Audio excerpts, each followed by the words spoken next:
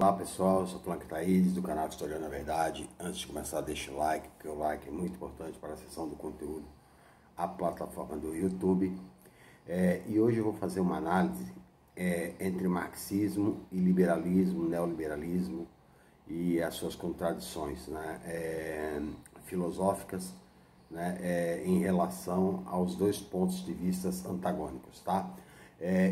E aí eu fiz uma série de rabiscos, né, para poder fazer um acompanhamento sincrônico, né, organizado do que eu vou falar, tá?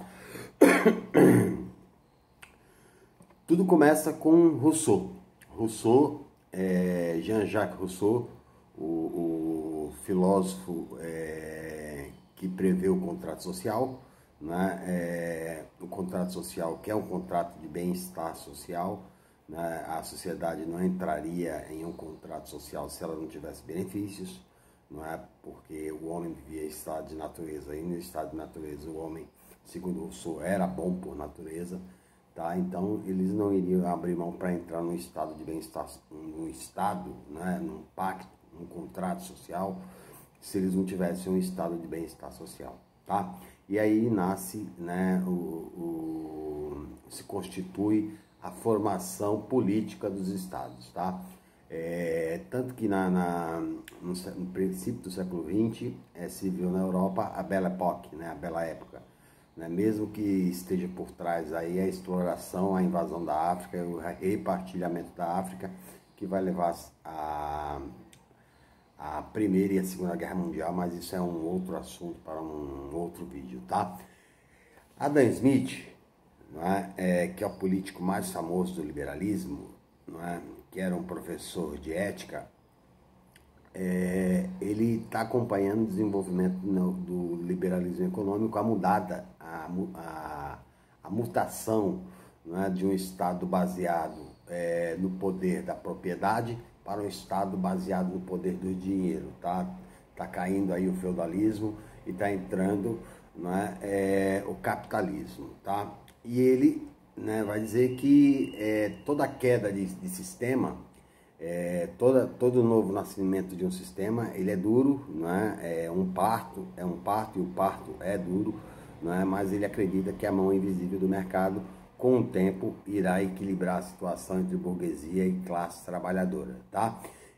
Tem gente que diz que não existe classes sociais, tá? Marx vai dizer nos manuscritos econômicos e filosóficos que a prova mais clara de que existe classes sociais é a briga entre o capitalista e o trabalhador, porque o capitalista quer pagar menos e o trabalhador quer ganhar mais. Isso é irrefutável, tá? Em qualquer lugar do mundo é assim, tá? Marx vai dizer isso nos manuscritos econômicos filosóficos, que é de 1844, tá? A Revolução Gloriosa na Inglaterra, tá? Ela já consolida o capitalismo, né, da nascente burguesia industrial, né, com as leis de cercamentos que expulsam os pequenos camponeses da terra e voltam a agricultura, né, para a manufatura das fábricas nascentes, né, o chão fabril nascente na Inglaterra na Revolução Industrial.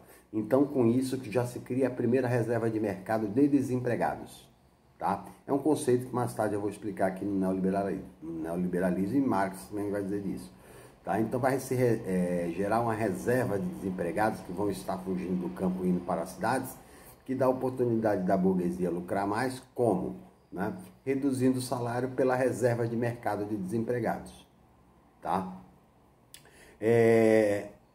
A Revolução Gloriosa, né? Que tem participação, inclusive, e apoio dos puritanistas, né? Que vem das guerras religiosas.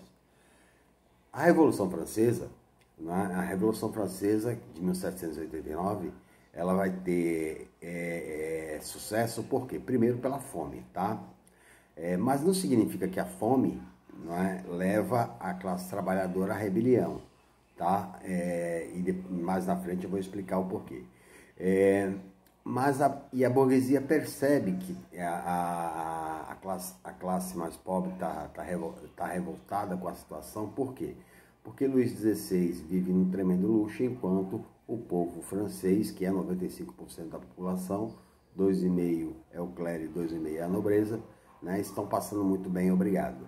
Tá? Então, a burguesia que não tinha espaço nas benesses do poder, porque não era aristocrática, com exceção da burguesia togada, né, eles vão usar a classe trabalhadora como massa de manobra. Não é uma classe trabalhadora ainda, né? Marx vai definir mais tarde isso, né? O proletariado, vão usar como massa de manobra para poder fazer o quê? Volume, né? Derrubando a Bastilha em 14 de julho de 1789, né? E garantindo uma constituição em que o rei estava abaixo da lei. O rei tenta fugir, em Varennes ele é preso, né? É julgado e é condenado à guilhotina em 1792, tá? Por Robespierre, que mais tarde também será guilhotinado. Mas é o momento da Revolução Francesa em que mais o Estado francês se aproxima do estado de bem-estar social, tá? Com a morte do Robespierre, volta, né, a burguesia ao poder, né? E toda a política, né, de concentração de poder e o fechamento de oportunidades para a classe trabalhadora. Então, a burguesia se consolida no poder, né? Napoleão Bonaparte, em 1799, chega ao poder, né, e consolida ainda mais essa situação da burguesia. E 60 anos depois, a classe trabalhadora percebe que foi enganada, né? Em 1848, né, tem o livro do Marx da Guerra Civil na França, né, de 1848, a classe trabalhadora vai às ruas, né, para reivindicar o quê? Emprego, né, condição digna de sobrevivência, né, e ela vai ser duramente reprimida pelos aparatos policiais da burguesia. A burguesia sempre, né, ela se socorre dos aparatos policiais. A burguesia domina o Estado, e se domina o Estado, domina a polícia, domina o exército, domina o judiciário, domina tudo. Tá? O que o trabalhador domina? Nada, a não ser a união, né? Porque com a união a classe trabalhadora é mais poderosa do que todos os aparatos. Tá? Então ela vai ser reprimida, vai ser esmagada, vão ser presos, assassinados, né? E essa parte da história geralmente nem entra muito nos livros de história, né? Entra mais a Revolução Francesa, que é uma revolução burguesa, né? Proposta pelo iluminismo, né? Cuja maioria são liberais, né? São liberais e ateus, não é? Até porque a Igreja Católica apoiava, né, o antigo regime. E essa rebelião ela é debelada, né, pelas forças do Estado burguês, né, e volta a se revoltar em 1871 com a Comuna de Paris. Tá? Já no século XX, o Fordismo, né, cria uma nova política econômica que Henry Ford diz: não adianta eu produzir um carro e o trabalhador não ter poder aquisitivo para comprar. Tá? E aí uma política de bons salários, tá? A bela época, não só na Europa, como também nos Estados Unidos, né? Então, eles estão ganhando os bons salários, né? Conseguem comprar carros, né?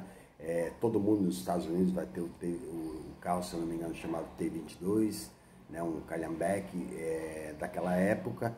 Tá? E o liberalismo acredita na mão invisível do mercado, na não intervenção do Estado, né? Porque o mercado seria capaz de gerir a prosperidade econômica. E vem a Primeira Guerra Mundial, né? A Primeira Guerra Mundial destrói a Europa, né? A Europa foi destruída na Primeira Guerra Mundial e foi abastecida durante anos pelos Estados Unidos, que não sofreram nenhum ataque na Primeira Guerra Mundial. Tá? Só que, com o passar, depois de 1919, o Tratado de Versalhes, né, que pôs fim à Primeira Guerra Mundial, a Europa começa a se reconstruir, mas o capitalismo norte-americano continua produzindo excedentes. Tá? Quando chega em 1929, o excedente não consegue ser mais vendido para a Europa, porque os europeus já tinham reconstruído a economia, e vai gerar o crash, a terça-feira negra na Bolsa de Nova York, né, que 80% das indústrias norte-americanas vão quebrar de um dia para o outro, tá? Isso vai permitir o acesso ao nazismo nos Estados Unidos, que leva à Segunda Guerra, também é um outro assunto que a gente pode discutir em outro vídeo, tá? A Revolução Russa, que acontece em 1917, não é? E que dá empoderamento à classe trabalhadora,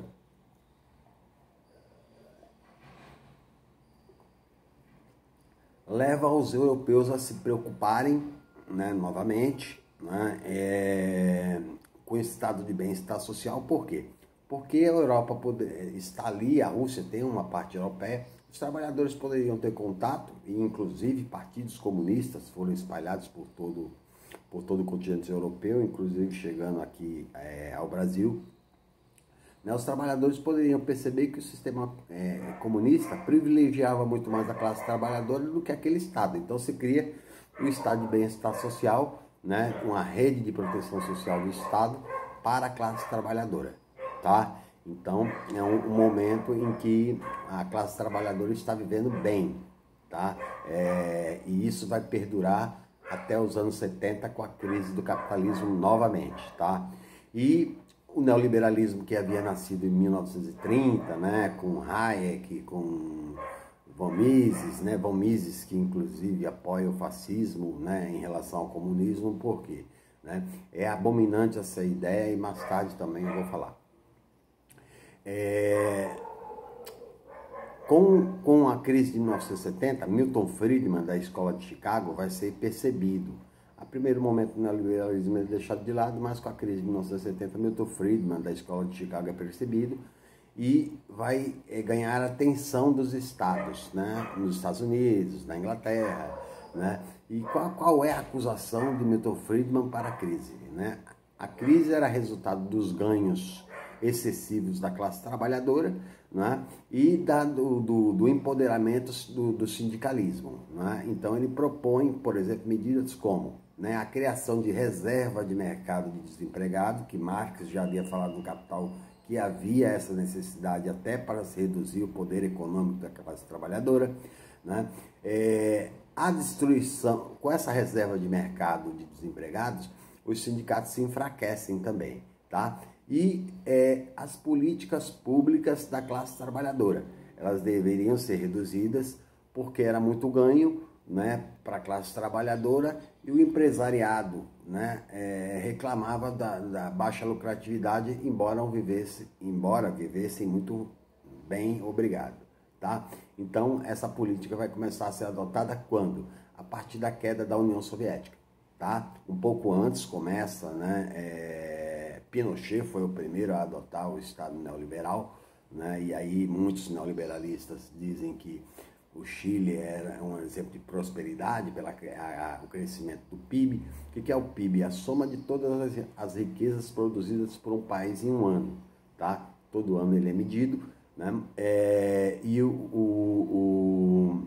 Eles fazem uma conta, né, que eu estou esquecendo do nome agora, né, da renda per capita, tá? O que é renda per capita? Você pega o PIB e divide pelo número da população. Isso não quer dizer que, né, que todo mundo está ganhando bem, obrigado, né? Alguns ganham bilhões, milhões, e a maioria da classe trabalhadora ganha muito pouco, que é o caso do povo chileno, que até hoje está em rebelião desde outubro, tá? Então, o Chile vai ser o primeiro.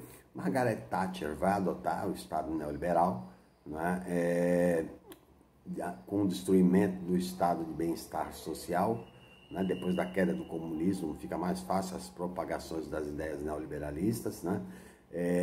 Vai destruir o estado de bem-estar social, tudo que está acontecendo no Brasil hoje já foi feito na Inglaterra, né? E que levou o povo inglês a ser o povo mais frio do mundo, porque ele se torna um povo competitivo e não um povo solidário, tá? Por quê? Porque ele precisa competir para sobreviver, tá? O Estado vai ser mínimo, né? Os ganhos do capital vão dobrarem, né? Dobrarem, triplicarem, né? E a classe trabalhadora vai ter um menor poder aquisitivo, né? Inclusive na divisão social da riqueza, tá? Ronald Reagan também vai adotar o neoliberalismo, né? Ele é fã de Margaret Thatcher e o neoliberalismo é responsável das políticas hoje nos Estados Unidos, que eu vou dizer mais tarde. Tá? E por que a classe trabalhadora, por exemplo, nos Estados Unidos, na Inglaterra, né, no Chile já não posso dizer, porque está acontecendo agora essa convulsão social, né? O povo ele é pacificado através da mídia corporativa, tá? O que Marx chama, na ideologia alemã, de superestrutura, tá? Os donos dos meios de produção, eles estão sempre alienando a população, através de informações que diz respeito ao interesse deles e não à liberdade de imprensa. A liberdade de imprensa para eles é uma liberdade de imprensa que nós que temos um pouco mais de visão reflexiva, parcial, tá? Tanto que, vamos pegar um exemplo do Brasil, na época do presidente Lula, a média de crescimento do PIB era aproximadamente 4% ao ano e eles reclamavam. Ontem foi divulgado o resultado do PIB de 1%, essa é uma retomada econômica. E não vai haver retomada econômica porque há um enfraquecimento da massa salarial da classe trabalhadora, tá bom? A mídia corporativa faz esse papel de enganar a população, né? E a população só vai se rebelar mesmo, né, quando a miséria for muito extrema. Né? Já temos 55 milhões de miseráveis, a gente não sabe até quando a paciência do povo vai. Tá?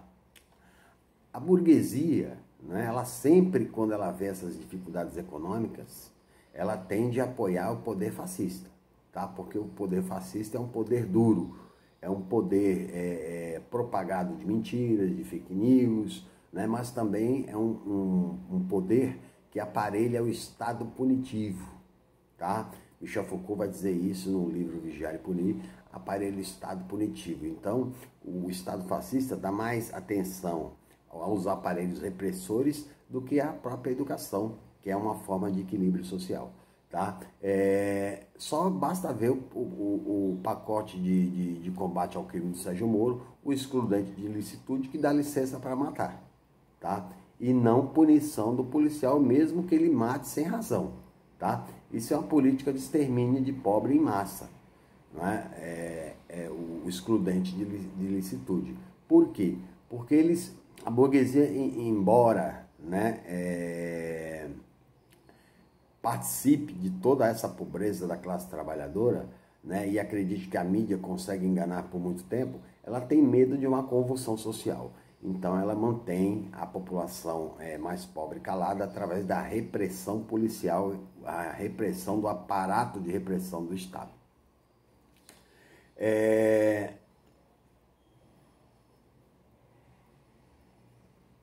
A contradição neoliberal do PIB, tá? E aí por que o PIB não cresce? O PIB não cresce porque você não tem massa salarial. Não é? Você tem milhões de desempregados, milhões na economia informal, né? Essa economia informal não paga 13º, não paga fundo de garantia, não paga férias, né? E o ganho é um ganho que tem um dia e no outro não tem. As pessoas não contam com poder aquisitivo. E se não contam com poder aquisitivo, né, é óbvio, né, que o PIB não cresce, porque não há venda no comércio, não há geração de desenvolvimento industrial, a indústria não produz, mas por outro lado, muitos burgueses eles aplicam o dinheiro no mercado econômico, rentista, tá? Porque não necessita gerar emprego para repartir renda, né? Mas ganham através da especulação, tá? Essa especulação ela pode virar a qualquer momento uma bolha econômica e explodir como um subprime dos Estados Unidos em 2008 com a bolha econômica imobiliária que tirou muitos norte-americanos, né, de suas casas, os bancos tomaram, e hoje nos Estados Unidos 1/3 da população está na linha da pobreza, né? E eu já disse várias vezes aqui, 40 milhões abaixo da linha da pobreza, morando em carros, morando em barracas de camping, etc, etc. Tá? Fora, né, a destruição de Ronald Reagan de todo o estado de bem-estar social dos Estados Unidos também, apoiado pela política de Milton Friedman da Escola de Chicago, né, que levou ao estado mínimo que não socorre a população em absolutamente nada. Tá? E por último, eu vou falar do Bernie Sanders, tá? Bernie Sanders, né, que é o candidato que se diz socialista nos Estados Unidos, dificilmente ele vai chegar a ser o candidato do Partido Democrata. Por quê? O socialismo já causa um medo, um terrorismo à burguesia norte-americana. Por quê? É o medo de que a classe trabalhadora, né, que é norte-americana, que sempre demonizou o comunismo, demonizou o socialismo, perceba que foi enganada todos esses anos, todos esses séculos, né, pela mídia corporativa e pela própria burguesia econômica dos Estados Unidos, e comece a se acostumar, né, com um estado de bem-estar social, com a melhoria da condição de renda, com a saída da miséria, né, e tire o poder dos democratas e dos republicanos, porque nenhum nem outro representa a classe trabalhadora nos Estados Unidos, né? Os democratas são financiados pelas grandes corporações, assim como os republicanos também, tá? Então, eles fazem sempre uma política de direita, nunca uma política de esquerda ou nunca uma política voltada para a classe trabalhadora. Barack Obama tentou fazer aquele cartão de saúde social, Obamacare, né?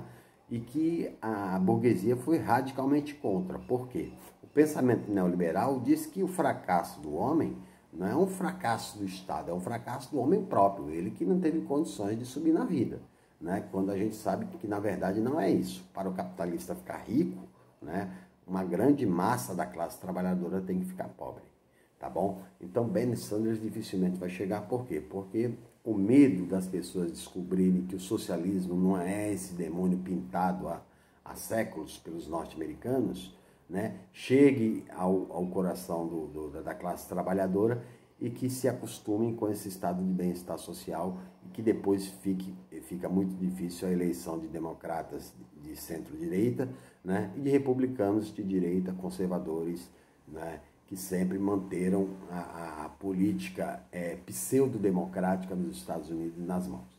Ok? Essa foi minha participação e até a próxima.